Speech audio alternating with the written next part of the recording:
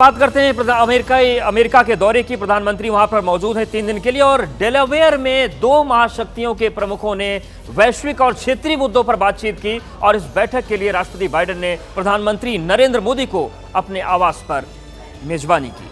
नमस्कार, मैं आपका सत्य सिंह। सिद्ध चिकित्सा पद्धति विश्व के लिए भारत का अद्भुत वरदान है। बिना मेडिसिन, बिना ऑपरेशन के कई बीमारियों का चिकित्सा सिद्ध शास्त्र के द्वारा संभव है।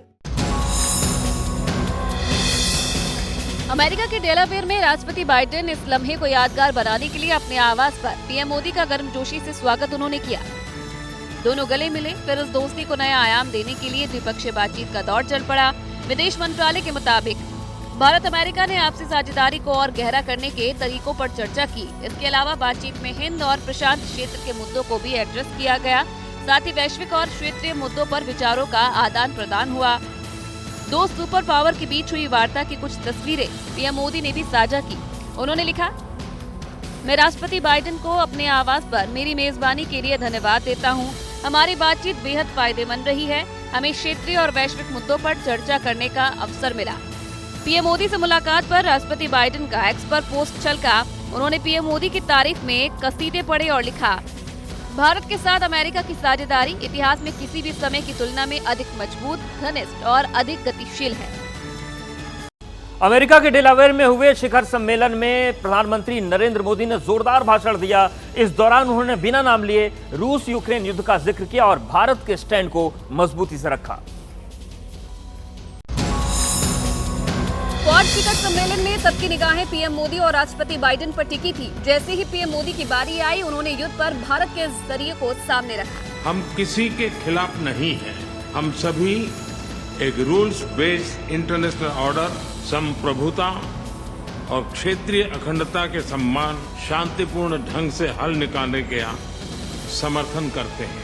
यूक्रेन रूस का नाम तो नहीं लिया, लेकिन वो सारी बातें कह दी जिसका इंतजार क्वाड देश कर रहे थे।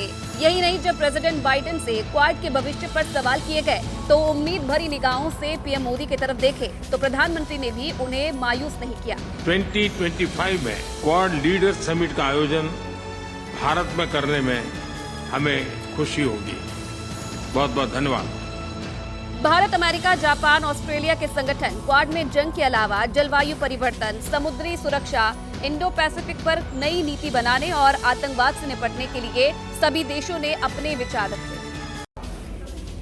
प्रधानमंत्री नरेंद्र मोदी ने जैसा ही अमेरिका में कदम रखा, वहां पर पूरा माहौल मोदीमय हो गया। फिलाडेल्फिया एयरपोर्ट से लेकर डेलावेयर तक भारतीय समुदाय के लोगों ने स्वागत में पलके बिछा दी और प्रधानमंत्री ने भी किसी को निराश नहीं किया। अमेरिका में ये प्रधानमंत्री मोदी का ही पावर शो है। पहले इंतजार और फिर मुलाकात से मिलने वाली भारतीय समुदाय को खुशी की बात की है। कोई झंडे लहराता दिखा तो कोई पेंटिंग के जरिए लोकतंत्र के सबसे बड़े पहरेदार का स्वागत करता नजर आया।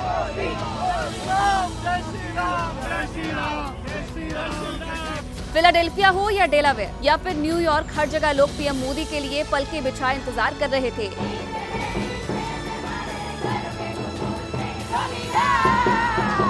योजनाओं को लेकर जो चल रही हैं 7 समंदर पार भारत में, लेकिन कैसे ये बच्चे उन योजनाओं को अपनी पेंटिंग्स के तौर पर यहाँ पेश करके भारत की इस एक नई शुरुआत को आगे बढ़ा रहे हैं, ये देखने को तस्वीर मिली। डेलावेयर में पीएम मोदी से मुलाकात के बाद लोगों ने तारीफों के पुल बांध दिए। स्टेज पे उभर के आ रहा है तो इंडियंस को यहाँ काफ़ी इम्पोर्टेंस मिलती है।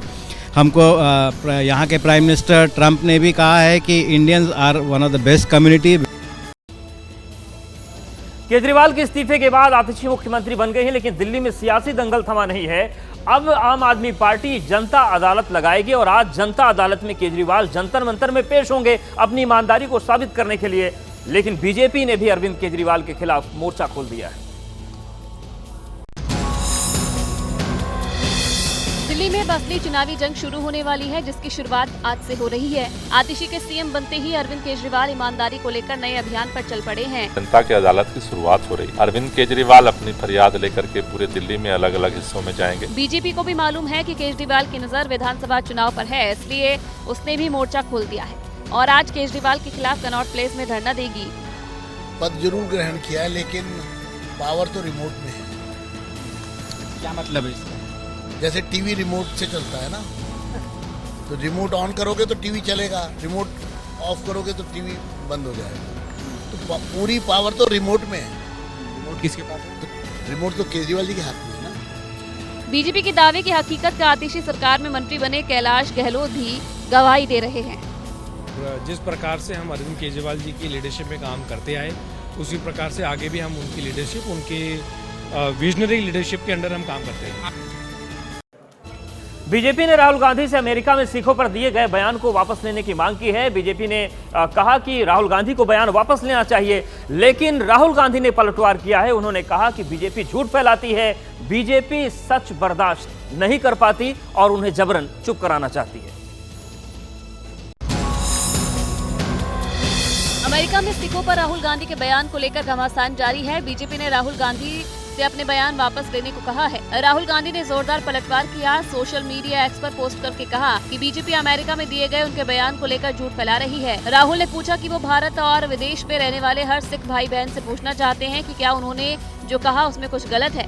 बीजेपी झूठ का सहारा ले रही है, वो उन्हें चुप कराने के लिए बेताब है क्योंकि वो सच बर्दाश्त नहीं कर सकती। पहले राहुल गांधी ने अमेरिका में झूठ बोला कि सिख देश के अंदर अपना धर्म को आजादी से पालन नहीं कर पाते, गुरुद्वारे नहीं जा सकते, उनकी पगड़ियां उतारी जा रही हैं। और अब आज ट्वीट करके फिर से उसको रिट्रेट करके कहा और पूछ रहे हम सिखों से क्या मैंने गलत बोला है। इस पोस्ट के बाद बीजेपी ने राहुल गांधी पर फिर से हमला बोला। राहुल गांधी के आरक्षण वाले बयान पर भी बीजेपी ने फिर सवाल उठाए हैं। देश के पहले प्रधानमंत्री पंडित जवाहरलाल नेहरू जी ने सभी मुख्यमंत्रियों को पत्र लिखा कि मैं देश में आरक्षण की जो व्यवस्था है इसको पसंद नहीं करता।